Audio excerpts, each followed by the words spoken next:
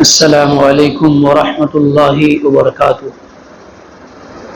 الحمد للہ وحدہ والصلاة والسلام علی من لا نبی بعدہ، اما بعد، قال النبی صلی اللہ علیہ وسلم ان اللہ وملائکتہ یصلون علی المتصحرین۔ ماہ رمضان میں ایک خیر و برکت والا عمل سحری کرنا ہے، جہاں سے ایک آدمی کے روزے کا آغاز ہوتا ہے، ابتدا۔ اور سحری کی فضیلت کے تعلق سے مختلف احادیثیں نبی صلی اللہ علیہ وسلم سے ثابت ہیں۔ اللہ کے رسول صلی اللہ علیہ وسلم نے یہاں تک ارشاد فرمایا ہے کہ سحری کھاؤ، سحری کرو، اگرچہ پانی کا ایک گھونٹ ہی پی کر کیوں نہ ہو۔ یعنی آدمی کو اس قدر اہتمام کرنا چاہیے سحری کا کہ اگر مان لیجیے وقت نہیں مل رہا، ٹائم نہیں مل رہا، یا کچھ کھانے کا من بھی نہیں کر رہا، تب بھی آدمی اس بات کا اہتمام کرے کہ لاؤ ایک گلاس پانی ہی پی لیتے ہیں، یہی ہمارا سحری ہو جائے گا۔ اتنا اہتمام کرنا چاہیے سحری کا۔ اللہ کے رسول صلی اللہ علیہ وسلم نے سحری کرنے کو باعث برکت بتایا ہے۔ برکت کو بتایا کہ برکت تین چیزیں میں ہے، جماعت میں ہے، سرید میں ہے، اور سحری کرنے میں۔ اس لیے سحری کا اہتمام کرنا چاہیے۔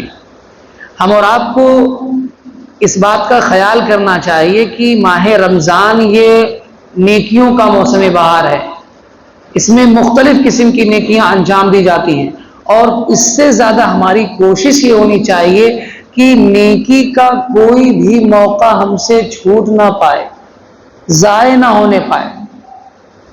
جیسے سحری کرنا ہوا، کئی سارے ہمارے نوجوان دینی بھائی اور بزرگ سوال کرتے ہیں، اگر سوئے رہ جائیں، رات میں کھا کر سوئے رہ جائیں۔ دیکھیے ایک جائز کی حد تک چیزیں ٹھیک ہوتی ہیں، لیکن آدمی وہ معمول بنا لیں کہ 12 بجے رات کو کھانا کھائے، اس کے بعد اذان ہوئی، اس کے بعد آئے مسجد میں نماز پڑھیں، پھر 12 بجے کھانا کھائے، پھر آئے۔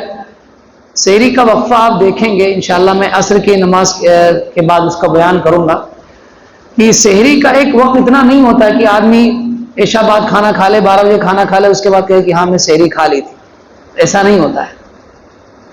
حضرت عبداللہ ابن مکتوم، حضرت بلال رضی اللہ تعالیٰ عنہ جو اذان دیتے تھے، دونوں لوگ، ان کے بارے میں اللہ کے رسول صلی اللہ علیہ وسلم نے بتا دیا تھا کہ بھائی جب عبداللہ ابن مکتوم اذان دے تو تم کھاؤ پیو، جب بلال اذان دے تو کھانا پینا بند کر دو۔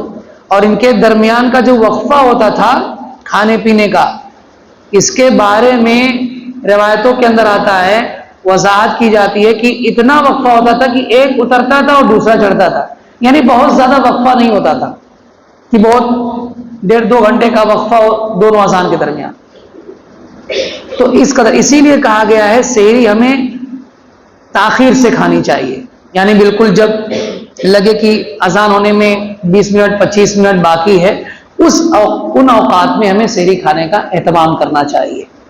تو سحری کھانا باعث برکت ہے، اور جو حدیث میں نے پڑھی ہے کہ ان اللہ وملائکتہ یصلون علی المتصحرین، اللہ رب العالمین سحری کھانے والوں پر رحمت نازل کرتا ہے، رحمت، اور فرشتے سحری کھانے والوں کے لیے دعا کرتے ہیں، دعا۔ اب سوچئے اگر ہم اس چیز کا اہتمام نہیں کرتے ہیں تو کتنی بڑی نیکیوں سے محروم ہو جاتے ہیں۔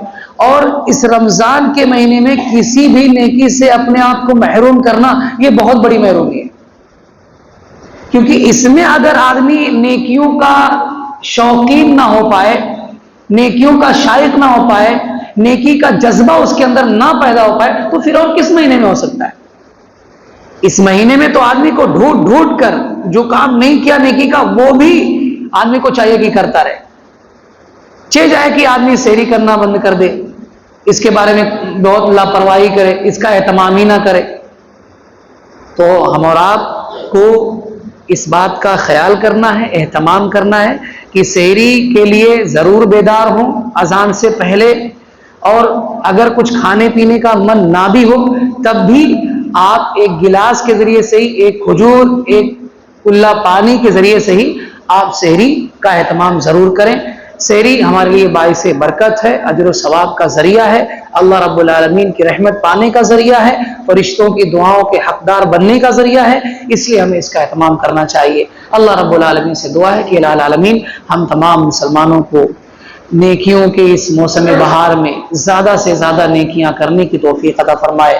اللہ رب العالمین ہمارے روزوں کو قبول فرمائے۔ اللہ رب العالمین ہمیں روزوں کے ساتھ ساتھ فرض نمازوں کے ساتھ ساتھ قیام تراویح کا اہتمام کرنے کی توفیق عطا فرمائے، نوافل کا اہتمام کرنے کی توفیق عطا فرمائے، قرآن کریم کی تلاوت کا اہتمام کرنے کی توفیق عطا فرمائے۔ آمین۔ وآخر دعوانا الحمدللہ رب العالمین۔